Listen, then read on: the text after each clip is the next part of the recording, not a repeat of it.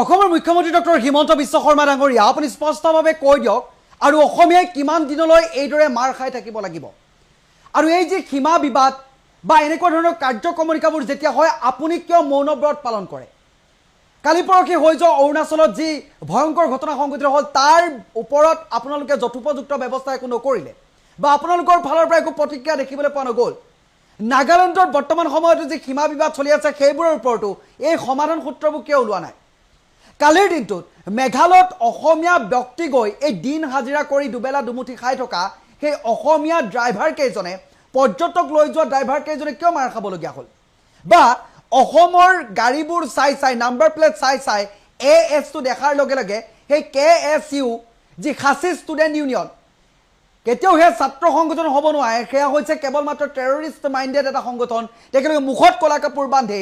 Bike rally কৰি হাতত flag লৈ এইদৰে বৰ্বৰতাৰে দেখিবলৈ পোৱা গৈছে যে ইখনৰ পাছৰ সিখনকৈ গাড়ী ভাঙি চুৰমাৰ কৰি পেলালে এইবোৰৰ ক্ষতিপূৰণৰ ওপৰত বৰ্তমান সময়লৈকে কিয় আপোনালোকে মাত মতা নাই বা স্পষ্টভাৱে এটা মন্তব্য কৰা নাই মেঘালয়ৰ যিজন চিফ মিনিষ্টাৰ কনৰাড চাংমা ইতিমধ্যে বিফল যি লিডাৰ সেয়া ইতিমধ্যে প্ৰমাণ হৈছে ইমান এটা ডাঙৰ ঘটনা হৈ গ'ল সেই কণ শিশু বৰ্তমান সময় মেডিকেলাইজ হৈছে বৰ্তমান সময়তো কিয় তেখেতলোক নিমাত হৈ আছে তেখেতলোকৰ ফালৰ পৰা এটা যথোপযুক্ত প্ৰতিক্ৰিয়া কিয় অহা নাই আজি খানাপাৰা জোৰাবাটত গৈ বিভিন্ন দল সংগঠনৰ নেতা নেতৃত্বৰ লগতে অসমীয়া ওলাই আহিছে ইয়াক কেৱল মাত্ৰ মেঘালয়ত অসমীয়া কেইখনমান গাড়ীত কেইজনমান অসমীয়াক আক্ৰমণ নহয় ইয়া সমগ্ৰ অসমবাসীৰ মুখত এটা পচন্দ স্বৰ বাৰে বাৰে সোধাই আহিছে অসমীয়া কি মন্দিৰৰ ঘণ্টা নেকি যোনেই পায় তেনেকৈ বজাই থাকিব যেতিয়াই পায় তেতিয়াই লাঠিয়াই গতিয়াই ঘূৰি ফুৰিব আৰু এইদৰে মৌনব্ৰত পালন কৰিব প্ৰশাসনৰ ফালৰ পৰা কি ব্যৱস্থা গ্ৰহণ কৰা হৈছে এতিয়া 24 ঘণ্টা পাৰ হৈ গ'ল কেৱল মাত্ৰ জনতাৰ ৰাজপথলৈ ওলাই আহিবলগীয়া হ'ল ড্ৰাইভাৰসকল ৰাজপথলৈ ওলাই আহিবলগীয়া হ'ল উবেৰ চালক ওলাই আহিবলগীয়া হ'ল অসম ৰাজ্যিক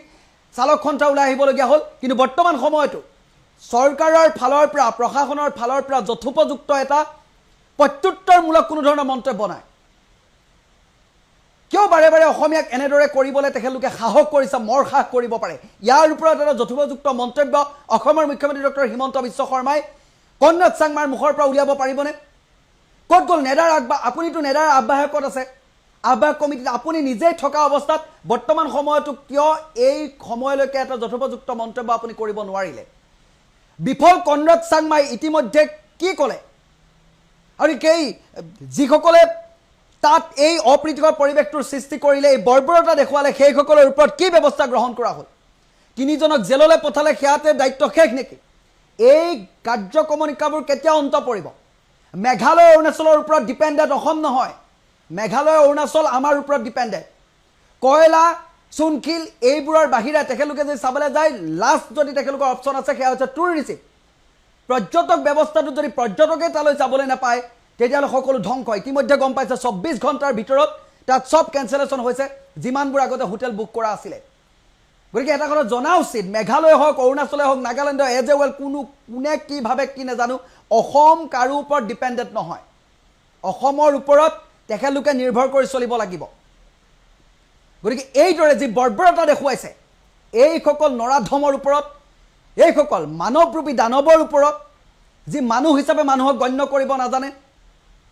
যি দুবেলা দুমুঠি সেই গাড়ীখন লৈ কেৱল মাত্ৰ পৰিয়ালটো পোহপাল দি থকা ব্যক্তিসকলক এইদৰে বৰ্বৰতাৰে প্ৰহাৰ কৰিলে এইসকলক যাতে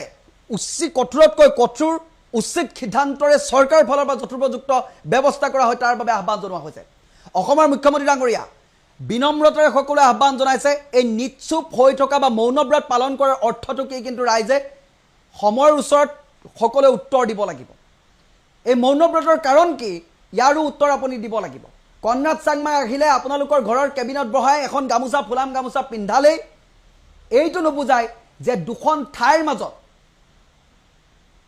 সমন্বয় ৰক্ষা কৰাটো নুবুজায় আৰু অসমীয়া উদাৰ হয় অসমীয়া সকলোকে বুকুত খাবতি ল'ব জানে অসমীয়া মনে মনে থকা মানে সেয়া দুৰ্বলতা বুলি ভাবি ল'ব নালাগে যেতিয়া ফিৰিঙতিৰ পৰা সান্দব্দা হ'বলৈ বা আগ্নেয়গিৰিৰ সৃষ্টি হ'বলৈ বহুত বেছি সময় নালাগিব আজি তাৰ প্ৰমাণ ইতিমধ্যে যোৰাবাটৰ সেই পৰিৱেশ পৰিস্থিতিত আপোনালোকে গম পাইছে, খানাপাৰাৰ পৰিৱেশ পৰিস্থিতি গম পাইছে, এডিশ্যনেল SP গাড়ীলৈকে উভতাই পঠিয়াবলগীয়া হৈছে। চৰকাৰে তেতিয়া ব্যৱস্থা কৰিব নেকি যেতিয়া সেই দুখন ঠাইৰ মানুহৰ মাজত কটাকটি মৰামৰি অপ্ৰীতিকৰ পৰিৱেশ পৰিস্থিতিৰ সৃষ্টি হ'ব? তেতিয়া কি চৰকাৰ গা লৰিব নেকি? তেতিয়া অসম পুলিচে গৈ অসমীয়াৰ ওপৰত বৰ্বৰতা দেখুৱাব নেকি? কালিৰ দিনটোত দেখিবলৈ পালোঁ সাঁচি আৰক্ষী মুখৰ আগত থকা অৱস্থাত অসমৰ গাড়ী চাই চাই তাত সেই KSU সাঁচি ষ্টুডেণ্ট ইউনিয়নৰ যিসকল নেতা আছিলে তেখেতলোকে তেনেকুৱা ধৰণৰ বৰ্বৰ কামবোৰ কৰিছে। গতিকে সেইসকলৰ ওপৰত কি ব্যৱস্থা গ্ৰহণ কৰিব? এইটো এটা ডাঙৰ প্ৰশ্ন হিচাপে বৰ্তমান সময়ত থিয় দিছে।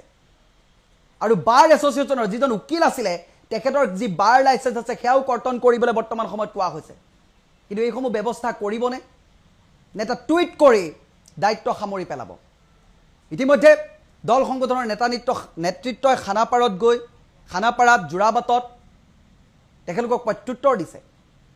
অসম যে তেখেতলোকৰ ওপৰত নিৰ্ভৰশীল নহয়, কিন্তু অসমৰ ওপৰত যদি নিৰ্ভৰশীল নহয় কাইলৈ পেটে ভাতে মৰাৰ এটা বুদ্ধি পাঙিছে তেখেতলোকে। নিজৰ বিপৰ্যয় নিজেই মাতিছে, নিজৰ বিপদ নিজেই চপাই আনিছে। সেই কথাটো স্পষ্টভাৱে মেঘালয় লাগিলে অৰুণাচল য'ৰেই নহওক